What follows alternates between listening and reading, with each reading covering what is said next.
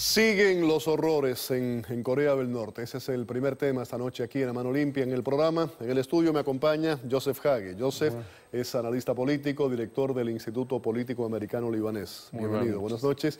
Y las buenas noches también desde la capital, Washington. Nos acompaña el profesor Emilio Viano. El profesor Viano es experto en crimen y violencia transnacional, terrorismo, profesor de la Universidad de Leyes y Sociología de la American University de Washington. Buenas noches, profesor. Gracias por estar con nosotros. Muy buenas noches. Gracias por invitarme. Vamos a comenzar con usted, Viano, y hablamos de esta última ejecución. Presuntamente, se dice, trasciende que lo matan por quedarse dormido durante un desfile militar. ¿Qué hay detrás de esto? ¿Esto es cierto? Estábamos hablando de 70 en los últimos 3 años. No todos se han quedado dormidos. Eso es depuración. ¿Qué hay detrás de todo esto? Bueno, primero, como usted dijo, no es cierto que hubo esta ejecución, porque normalmente cuando una persona es ejecutada, los eliminan de las fotografías, de los videos que muestran en la pantalla de televisión. Y parece que esta persona continúa a aparecer después de la supuesta ejecución. Pero en realidad lo que está pasando, estas purgas, digamos, reportadas en Corea del Norte, no significa necesariamente que el agarre de Kim en el poder se está debilitando.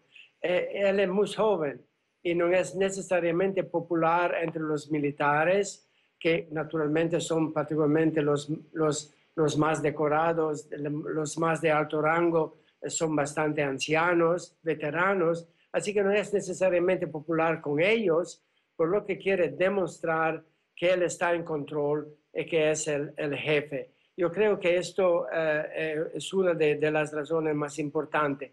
A los que están hablando de una política interna muy volátil en estos días, particularmente la decisión de Kim de cancelar su aparición muy esperada en Moscú la semana pasada, citando problemas internos, que da peso a la teoría que está en el medio de una nueva ronda de purgas, lo que para él puede significar que se está convirtiendo más y más en un líder que está reforzando su posición y que está cuestionando la lealtad de los que lo rodean, así que quiere estar seguro que son verdaderamente los que lo apoyan. Joseph, ¿quién es este ministro de Defensa? ¿Qué podemos saber? ¿Qué sabemos? Bueno, aparte que era ministro de Defensa, que era el mentor del mismo Kim Jong-un, pero supuestamente segundo en línea del gobierno en esos momentos. Sí, y se dio quizás la confianza de haber respondido o cuestionar lo que le estaba diciendo. Eso de que se quedó dormido no es exactamente. No es eso nada más, es que desarrolló durante eso que hubo un intercambio de palabras y le contestó el general y ahí ordenó su ejecución. Pero yo digo que Kim Jong-un, todo lo que tiene, está tratando de probar, de demostrar que él está a cargo. El papá de él no tenía que probar nada, era un militar que tenía una carrera, todos los militares sabían quién era, el abuelo lo mismo, pero como dijo el profesor Viano, el tipo quiere consolidar el poder y la única manera de mostrarlo es con la violencia, porque él no tiene una carrera militar, no puede, los militares. Y eso es no nada más en Corea del Norte, en todo el mundo. Los militares, cuando llega un joven como ese que no tiene nada que ver con una carrera militar, que no ha hecho su carrera militar y viene a opinar, como que se insultan al tenerlo alrededor. Y él quiere consolidar su poder y la única manera es de eliminarlos. ¿Qué piensan los coreanos de todo esto? Tenemos una declaración de una coreana, cómo ella ve la situación interna en el país. North Korea is an unimaginable country. There is only one channel on TV. There is no internet. We aren't free to sing, say, wear, or think what we want. North Korea is the only country in the world that executes people for making unauthorized international phone calls. When I was 9 years old, I saw my friend's mother publicly executed.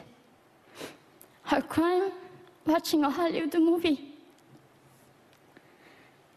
expressing doubt about the greatness of the regime can get 3 generations of a family imprisoned or executed.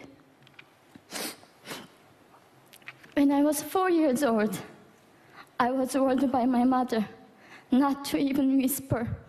The birds and mice couldn't hear me. I admit it. I thought the North Korean dictator could read my mind. Ahí tenían visiblemente emocionada pues el relato de esta joven que estaba pues mostrando los horrores, ¿no? Contando los horrores de lo que ocurre en Corea del Norte. Vamos a hablar ahora, a cambiar de tema y hablar un poco de ISIS, el Estado Islámico. Según Irak, ha caído el número 2. Profesor Viano, ¿quién es el número 2? ¿Qué significa esa desaparición? Bueno, claramente es el número 2 porque al-Baghdadi fue herido y prácticamente en este momento no está, digamos, mandando el movimiento y sería, digamos, casi su sucesor.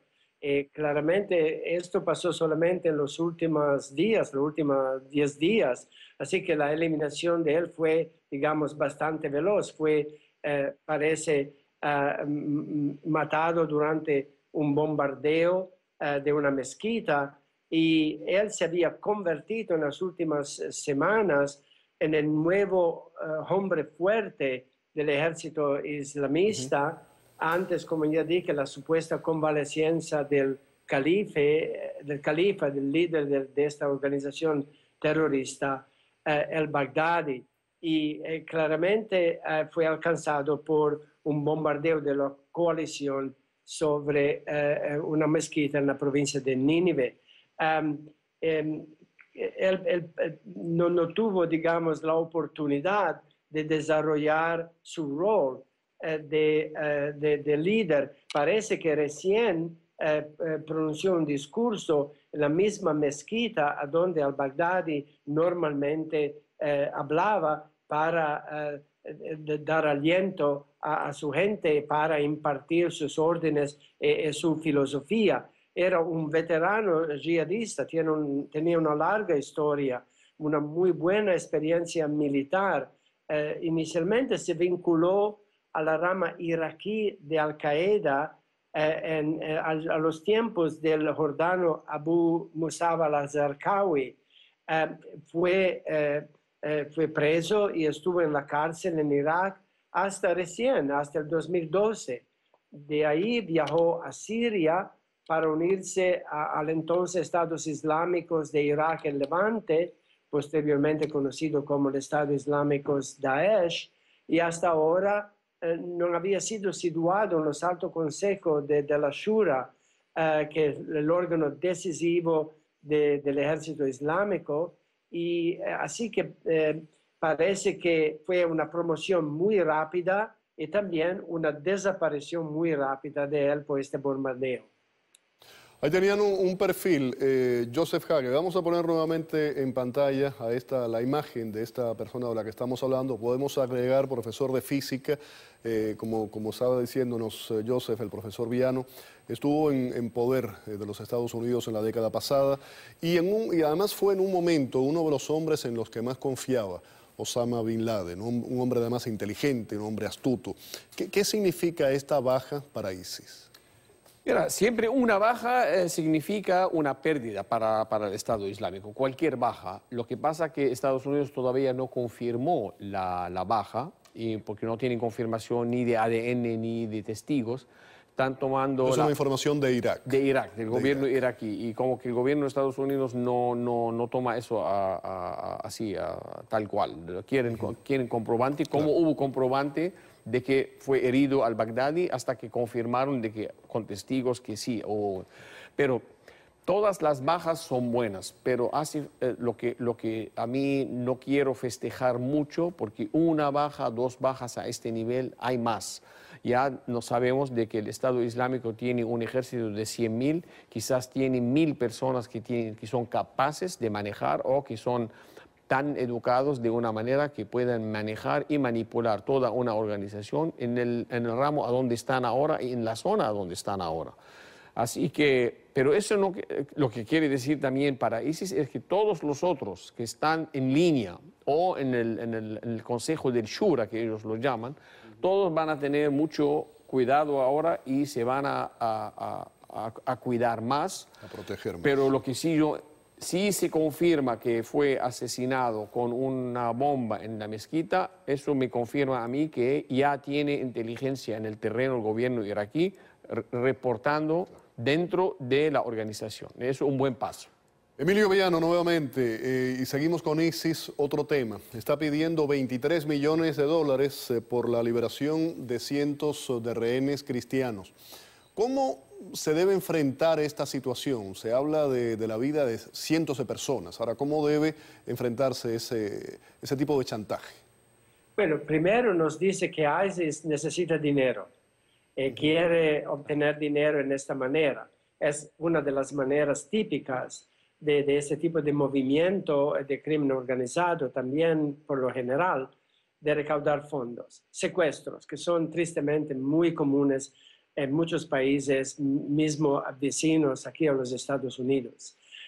Así que esto nos indica que hay un problema financiero, lo que significa también que la coalición está logrando éxitos, porque le impide a ISIS, por ejemplo, de vender petróleo, digamos, afuera del mercado legal, naturalmente, ilegalmente, pero de recaudar fondos muy importantes en esta manera. También los controles del flujo de dinero a ISIS por los bancos están mejor controlados ahora por la coalición, por los Estados Unidos. Esta podría ser, digamos, una buena noticia, en el sentido que necesitan dinero. Segundo, claramente es un chantaje porque saben que en el mundo, en el resto del mundo, prácticamente el mundo occidental, el mundo cristiano, hay mucha preocupación para estas comunidades cristianas, católicas, evangélicas, que existen, prácticamente los católicos ahí, desde 2000 años. Son una de las comunidades cristianas más antiguas del mundo, unas de ellas aún hablando aramaico, que era el idioma que habló Cristo. Así que son, digamos, los últimos que hablaban el idioma de Salvador. Por eso, claramente, es algo que atrae mucho la atención.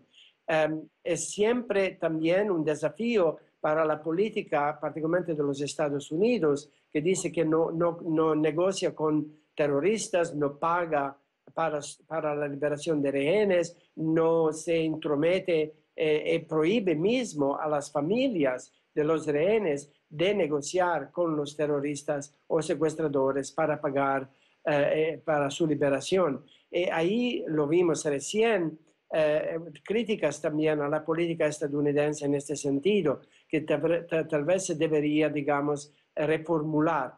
Estamos hablando de una suma enorme en este caso, pero yo creo que otros países europeos han encontrado fórmulas para hacerlo. Yo pienso que los Estados Unidos deberían pensar en una manera de negociar para que no haya más muertes como hemos tenido recientemente.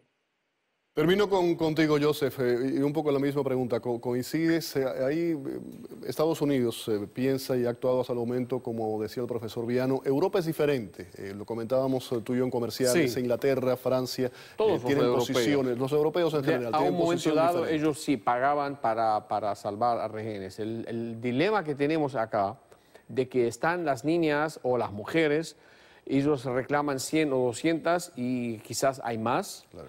Y también la amenaza, el dilema es que si no negociamos, ellos sí matan. Y lo han probado, como lo han probado, ¿no? Entonces, de verdad es un dilema. Y como dice el profesor, quizás tenemos que pensar de otra manera, no negociar con los terroristas, pero pensar, como se dice, afuera del el cuadro que pensamos siempre. O sea, el ángulo político y el humano, involucrado. De los dos, claro, un balance entre los dos para saber, porque si no, a estos no les importa matar a 100 o a 200 personas. Joseph, gracias por haber estado aquí en el programa. El profesor Villano, un saludo a la distancia. Muchísimas gracias. Un saludo, gracias. Buenas noches. Igualmente para usted. Vamos a la pausa, al regreso.